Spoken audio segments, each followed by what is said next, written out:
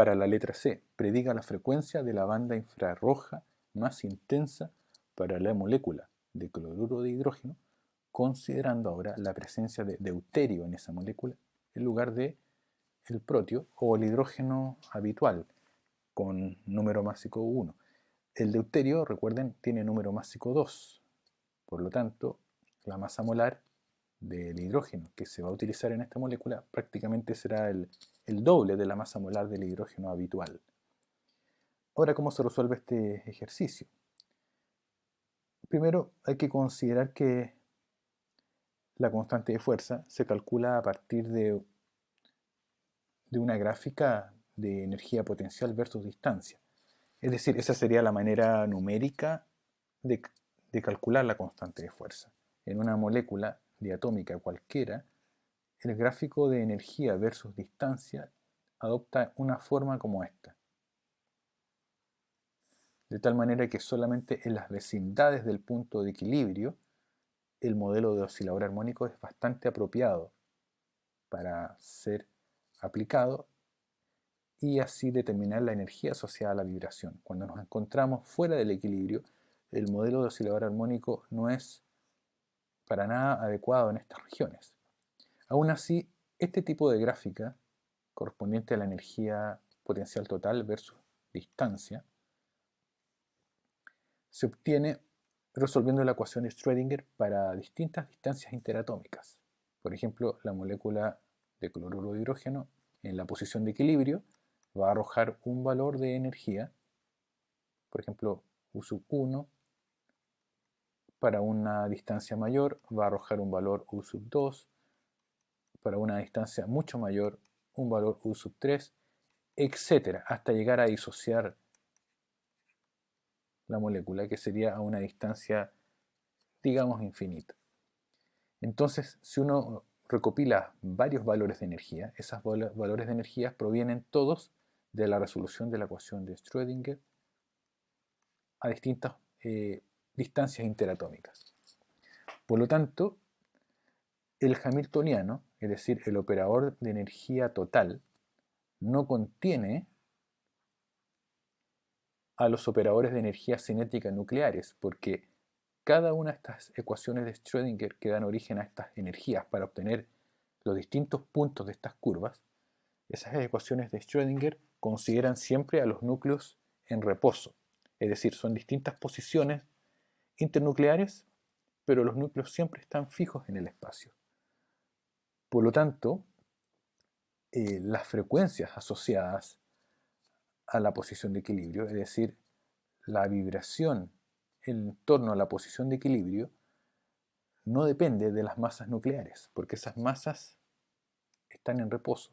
Esta gráfica de energía total versus distancia se obtiene, repito, resolviendo varias ecuaciones de Schrödinger para distintas geometrías. Entonces, la constante de fuerza va a ser la misma, ya sea para esta molécula de cloruro de hidrógeno, como para esta otra molécula de cloruro de hidrógeno. Repito, ¿por qué? Porque estas ecuaciones de Schrödinger dan origen a estas curvas de energía potencial que son independientes de las masas nucleares. Recuerden que en la ecuación de Schrödinger la dependencia de la masa nuclear se manifiesta en los operadores de energía cinética. Y si la energía cinética de los núcleos es considerada cero, entonces no hay dependencia de las masas nucleares.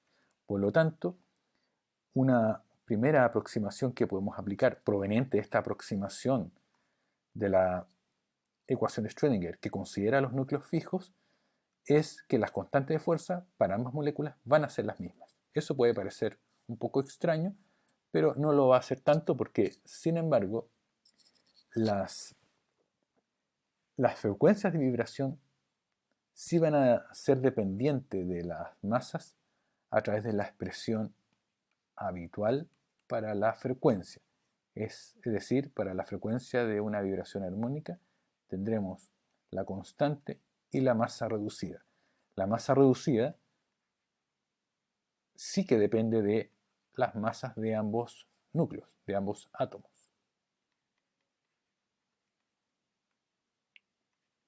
Por lo tanto, en el caso que estemos trabajando con esta molécula, cloruro de hidrógeno, usando protio, es decir, el isótopo de hidrógeno más ligero, la frecuencia vibracional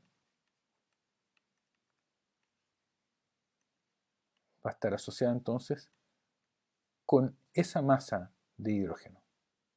Mientras que para el caso de la molécula de cloruro de hidrógeno con deuterio, vamos a tener evidentemente una frecuencia distinta de vibración, pero porque simplemente va a haber una dependencia de una masa reducida distinta. La constante de fuerza va a ser la misma.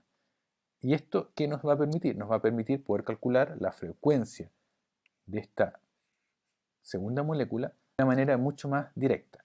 Y esa manera es la siguiente. Elevamos al cuadrado ambas expresiones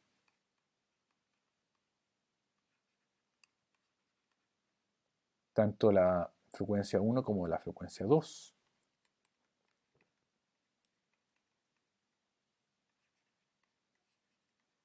Y luego procedemos a despejar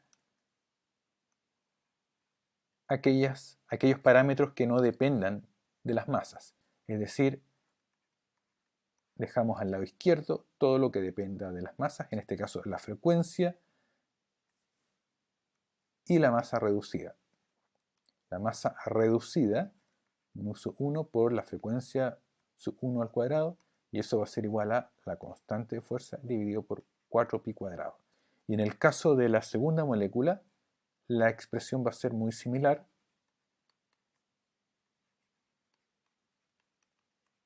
Por lo tanto, esto nos va a permitir establecer la siguiente igualdad.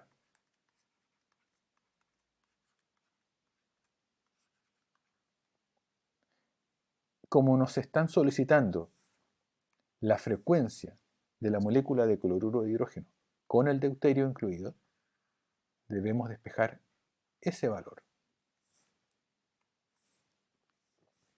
Despejemos ese valor. La frecuencia va a ser igual a la frecuencia sub 2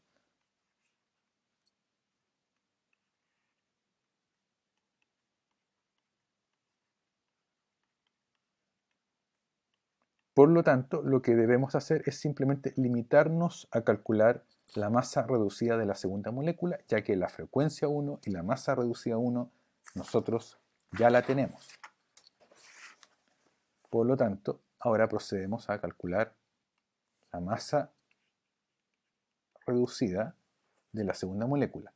Vamos a utilizar como masa molar para deuterio el valor de 2,014 gramos partido por mol, y la masa molar del cloro 35 es 34,97 gramos partido por mol, dividido por la suma de estas dos masas. Tenemos arriba en el numerador gramos partido por mol al cuadrado, en el denominador gramos partido por mol.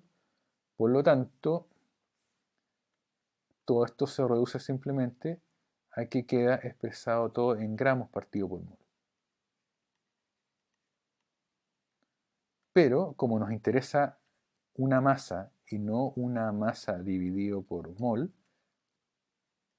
aplicamos el factor unitario para deshacernos de la unidad mol, el factor unitario que relaciona mol con el número de Avogadro.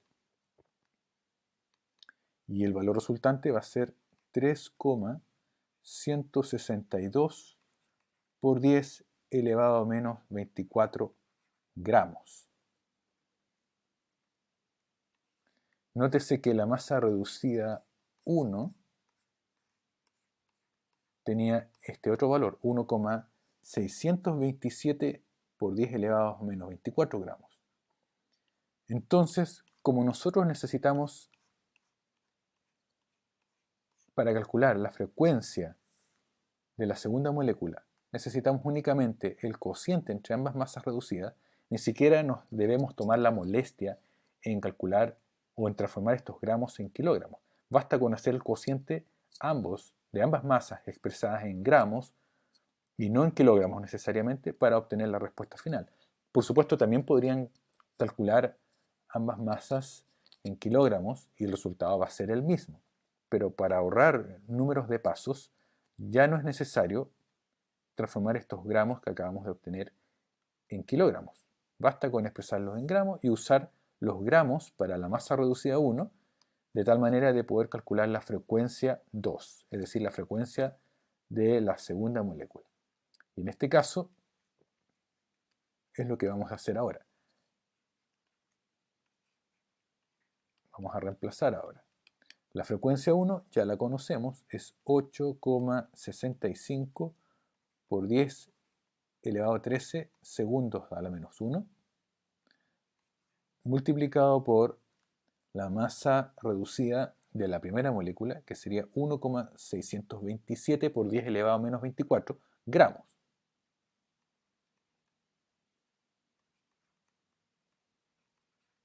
Dividido por la masa reducida que acabamos de obtener. El factor 10 elevado a menos 24 gramos se cancela y simplemente el problema se reduce a esto.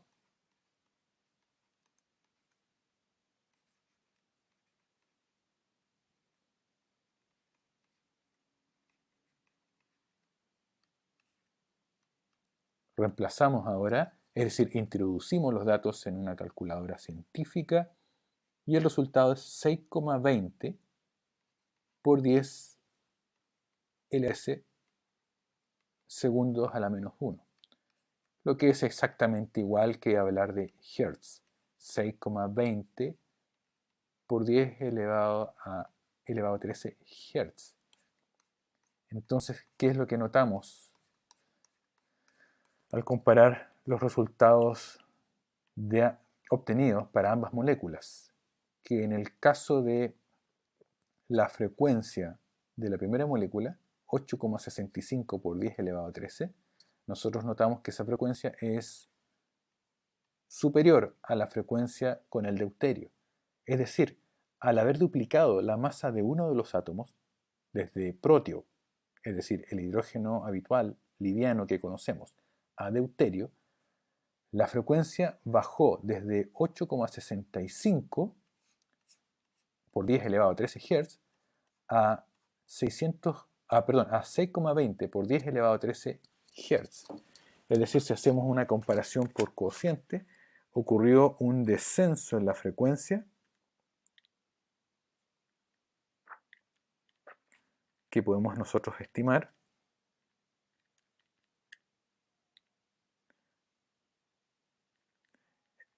de tal manera que al hacer el cociente, esta frecuencia que hemos obtenido para la molécula más pesada, de mayor masa, mejor dicho, es 71% el valor de la frecuencia de la molécula anterior. Es decir, incluso podríamos estimar un descenso de la frecuencia. ¿En cuánto disminuyó la frecuencia? Estamos hablando de 620, 865, hacemos una diferencia y hacemos un cociente con la frecuencia inicial. Con eso podemos hacer una estimación de en qué porcentaje disminuyó la frecuencia al cambiar desde hidrógeno con número másico 1 a hidrógeno con número másico 2. Ocurrió un 28% aproximadamente de disminución de la frecuencia. Es decir, tiene un efecto bastante importante este cambio de isótopos de hidrógeno. Es decir, observamos que la frecuencia disminuyó en un 28% al haber hecho este cambio.